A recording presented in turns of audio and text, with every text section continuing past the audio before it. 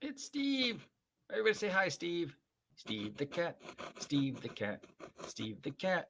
Steve the cat. What's up, nerds? Good morning. It's Saturday. It's about 10:30 in the morning on this, the 11th day of November, 2023. You're in the eye of the storm before the holiday rush starts on Monday. And I have promised you guys that I would do some reading through of the Castle Zagyg book that was sent to me. Still unsure how I got it. I have reached out to Troll Lord Games multiple times through multiple ways to get it, to find out how this showed up on my doorstep, and still no answer. So, yeah, don't know. One theory is that it was gifted to me by Troll Lord Games because they found out about I had to cancel my order because of Steve, and somebody said, "Oh, well, don't you remember? They said they were going to gift you a copy." I don't remember that, but somebody else said. The other theory is that I got it by mistake. Apparently, according to one individual, the shipping was rushed or something, and it was sent out to people who didn't actually pay for it.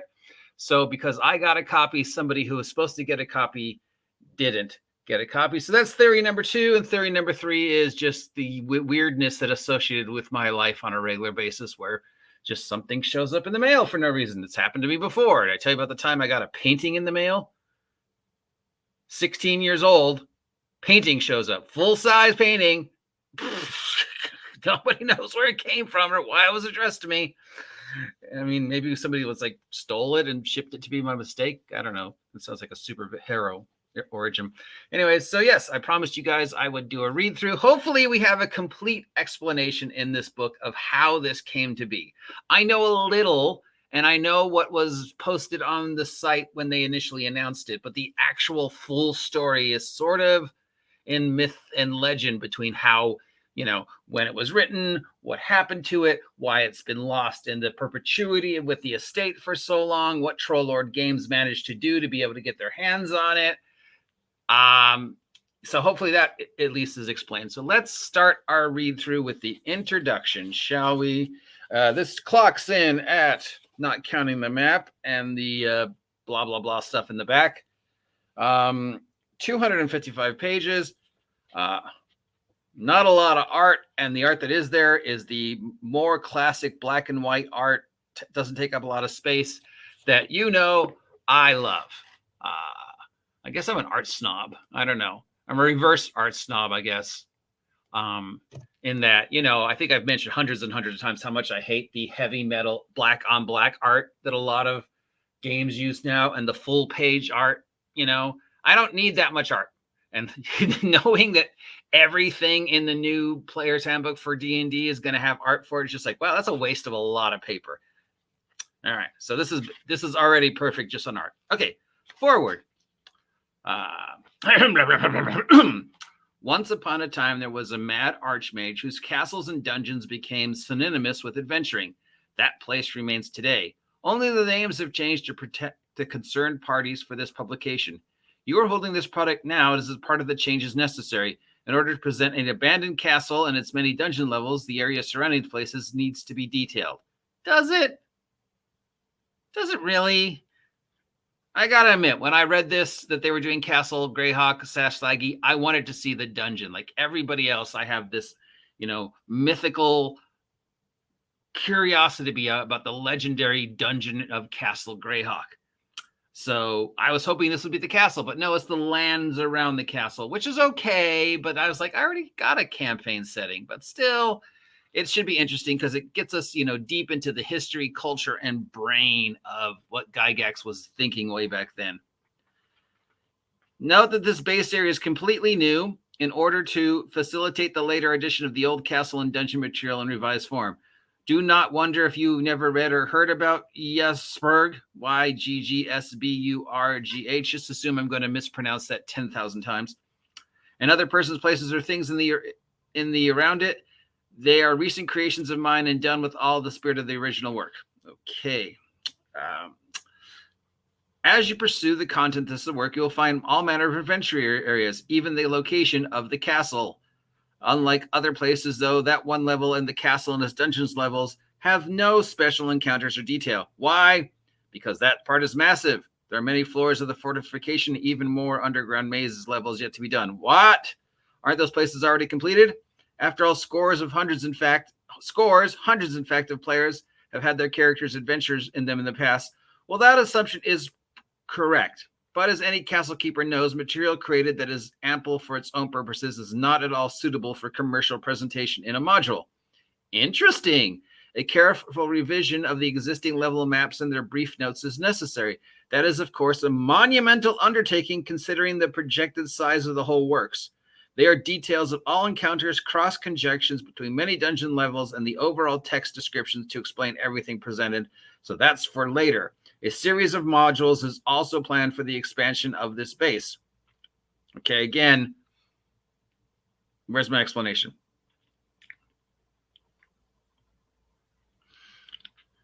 Right now, what you have in your hand is I've got 4 people. Hello, people. If anybody wants to jump in, I guess I can post a thing. I don't know if anybody want to join me. I'm just going to read this but okay, in case anybody wants to comment. Right now, what you have in your hand is the Invasions of Castle Zagyg complex. It is a complete playing module. Time to change the picture.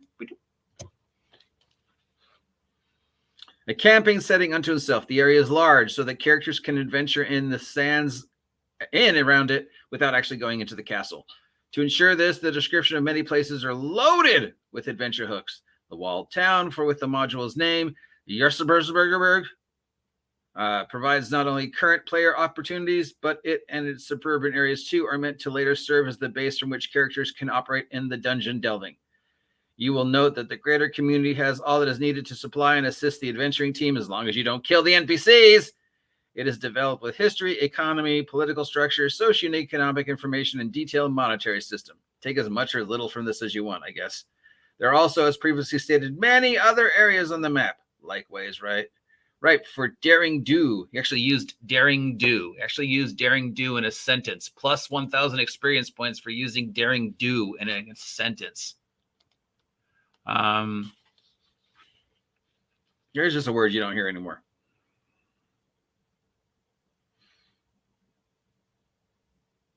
Many detailed, some others purposefully left mainly for the able hands of you to develop. A module wouldn't be complete, though, without a few dungeon-like areas, and this is a complete work, so you'll find several herein. Check out the area maps. Enough preliminary expedition. Let us move on to that which is here and now. Yerseberg City and its environments. Enjoy the story and the action that follows, and be sure to pick up the next installment of Castle Zagyg, The Dark Chateau by Rob Kuntz. Gary Gygax. Well, obviously, Gary Gygax didn't write this. This is paraphrasing what Gygax wrote hundreds of years ago, because it's, Okay. So, like I said, I was hoping there was the actual explanation of how they got this. I know it's, like I said, I know it's on the site, but, if you're obsessive compulsive like me, you want to know the whole entire story. But from, what little we understand, we know that it was written, it was ready, and then stuff happened. Legal mumbo jumbo. It was in legal limbo for years. And then somehow this year, through legal mumbo jumbo, Trollord Games were able to test the waters by printing this out and releasing the limited runs. And if it made enough of whatever, then they would be able to start continuing with more stuff. And we know that they've just announced the Kickstarter for the Hermit, which is a Gygax module that was written and then stolen away from him by Lorien Williams when she kicked him out of TSR and then sold TSR to Wizards of the Coast. Everything Scott Garrity says about Lorien Williams is 100% incorrect. Just do your fucking homework. And so now, this is a vaguely unpublished. It's one of those Gygax myths where you hear about the Hermit, but you don't know anybody who's actually ever seen it or played through it. So now we will finally be able to see whatever the Hermit is, and I guess it's an adventure. And I guess they're testing that one first before they give us the next chunk of Greyhawk, because it sounds like it's going to be a lot of work. And I appreciate the fact that they are saying flat out, okay, we know we have to turn this from bits and bobs of notes and stuff and maps and that person's version and this person's version to something that is presentable to a 2024 audience. So we're not going to release it the way it 100% was back then. Instead, we're, bringing it forward and, addressing it to Castle and Crusades rules and presenting it in a way that is palatable to an audience, as opposed to the just, the way if you tried to print it out now, the few chunks that they have. So I appreciate that. That they're going to, try and gussy it up. Notes for the Castle Keeper. You don't care about this. Encounter have to. It definitely suggests you should have 2 characters. Blah blah blah blah blah. You know what? I feel like we should go to the website and see if there is the explanation, because I feel like I'm not doing it justice. I know DM Bloodworth has done it. Link down below if you want to hear his thing. So we can save that for later. All right. I'm not going to keep you guys too long, because who wants to listen to me ASMR for longer than a half an hour? Yurgsburg, history and culture, background and overview. Forgive me, Ghost of Gary Gygax. I'm probably going to mispronounce all your words because... Okay, nobody names a town Yurgsburg. They name it after the founder, or they name it after something nearby.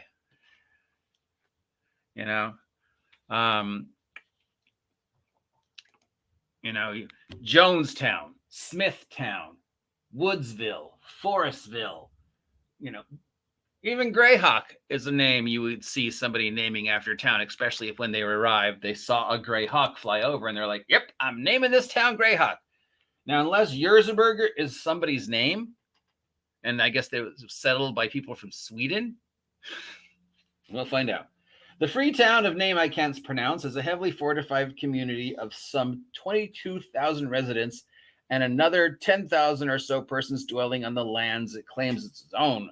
The town is constructed on the rocky bluff where the River Nemo is joined by the Urt River. The area, I don't have trouble with those names.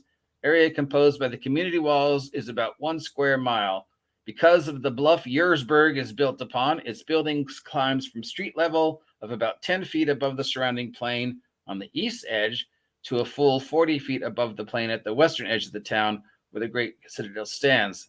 Thus, approaching from the east can see the place well, the incline of the bluff seeming to tilt the western end of Yurgsburg upward for the viewer's inspection. The walls are built atop solid rock of the bluff and sides of the natural formation shelved at the water's edges, then splayed to an upward distance of about 10 feet, thereafter rising precariously in near perpendicular face to the town. The town walls are set back an average of 20 feet from the edge of the bluff, so the many towers and bastions between them along its length are very near the rim and have only a narrow path for some 3 or 4 feet around the verge. I could never work there with my fear of heights. Is this based upon a real place in Wisconsin?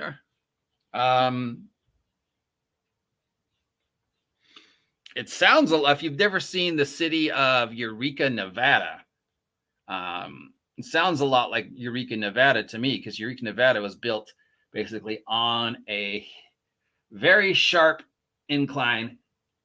So the city of Eureka, Nevada starts at the bottom of the triangle. And as you move your way through, you get higher and higher and higher up on the triangle till you're at the very top, and you got to park your car. And then it slices off one side into where the Eureka, Nevada mines were, big silver mining, and then slices off into the other side where a lot of the homes are and the later developments are. Mark Twain once lived in Eureka, Nevada. So that's what I'm already picturing this, that it looks a lot like Eureka, Nevada to me, just with that huge triangle. Because this was, I guess, before the Corps of Engineers came along and said, we could just make this flat, right? As one comes nearer to the fortifications, it can be seen that there are war engines, scorpions, and catapults on the gatehouse and tower roofs. A careful survey reveals a massive citadel at the west end of the town. This is not history. That's the description of the town. Let's get to the history. The history is 2 pages. I don't want to keep you guys too long, but I did promise we'd read through this. And then we'll start reading through the actual chunky adventure stuff. The walled town of Yurgsburg is about 300 years old, but up until around 100 years ago, it was no more than a large trading village with low walls and a lot of river traffic stopping by it to gain its salt and architectural progress.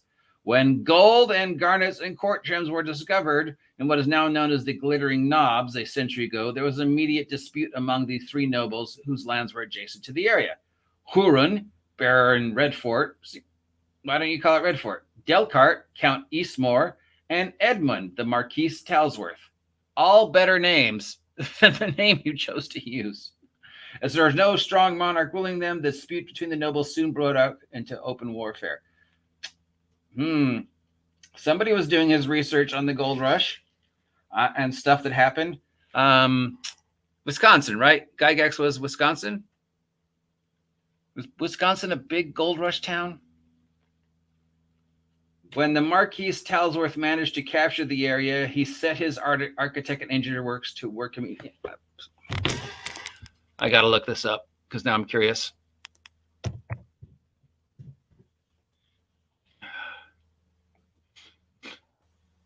One moment, please.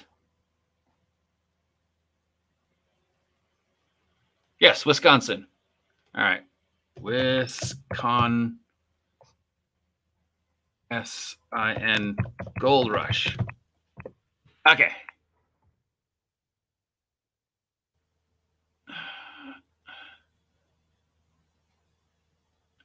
Okay. So, yes. All right. So Wisconsin does have a history of gold rush. Panning seems to be the main source of gold. I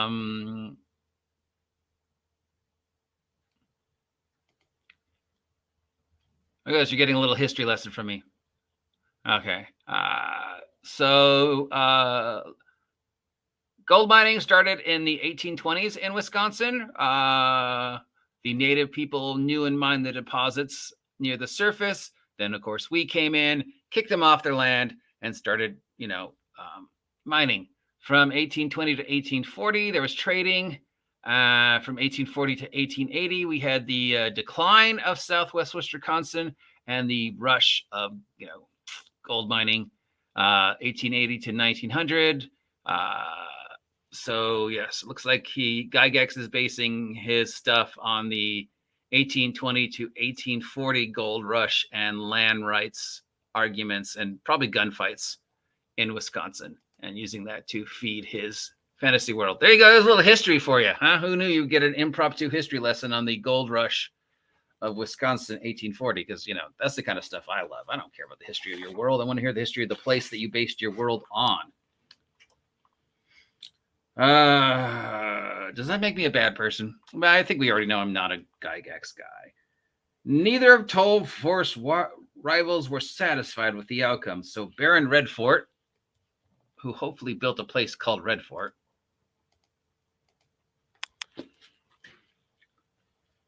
and Count Eastmore made common cause. Thus allied, their forces met and defeated those of the Marquis in what is known locally as the Battle of Westfield. Again, that's a good name. However, their victory did not bring the desired result. A local petty noble, Edward, Lord Gygax, for whom the village and salt mine had belonged, with a handful of knights, cut down the foreign garrison, closed the gates, and defied the would-be conquerors. Aha, screw you. Because the local populace was heartily fed up with heavy 100 rules and ruinous taxes, those in the community as well as those from around the area flocked to the town in arms and swore vassalage to Lord Gygax, promising to defend it, him and his lands, even if there was scarcely enough warriors to man all the walls and towers properly. The massed forces of Baron Redfort and Count Eastmore laid siege to Yarlsburg. Things looked grim for Lord Gygax, as an uninvested army managed to get across the canal and the Ridger, established beachheads near the town walls, and attacked both the moat gate and the river gate by siege engines and magical spells.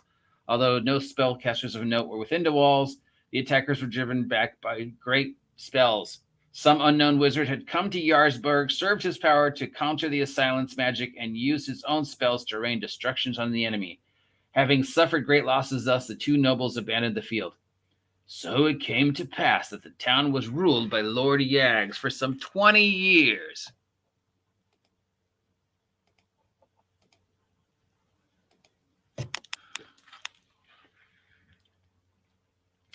and under his guiding hand it grew and became wealthy from trade and manufacture as well as exploration of nearby mineral sources. As it prospered, he caused a great temple to be built thanks for the deliverance and a flourishing conditions of town and land around. When Lord Gygax died childless, his officer knights were astonished at the contents of his will. Louis Grimswald commanded that his estates be kept as their own by the holding the lands, and that the town become a free one, the nobles knowing vassalage to the community at large and its Lord Mayor. His will decrees that the council of 8 great men of the community serve to make long, and a less for a period of 10 years, one other like man, to serve as Lord Mayor and administer the town. At least 6 council members had to agree to the one to be chosen as Lord Mayor. The Lord Mayor was to see the maintenance, policing, and security of Yardburg, enforce the council's laws, and levy taxes approved by the council. That is a lot of big words. So basically, what he is saying is when our Lord Yargs passed away, he declared everything free and said that the nobles actually had to tithe, swear their fealty to the city and its populace, as opposed to the city and its populace swearing fealty to the nobles. We don't know how he enforced this. Then he said there's going to be a council of 8, and every couple of years, one man who's not a member of the council is chosen to serve as Lord Mayor, and that mayor's job is to make sure that the town prospers and the lords do their job.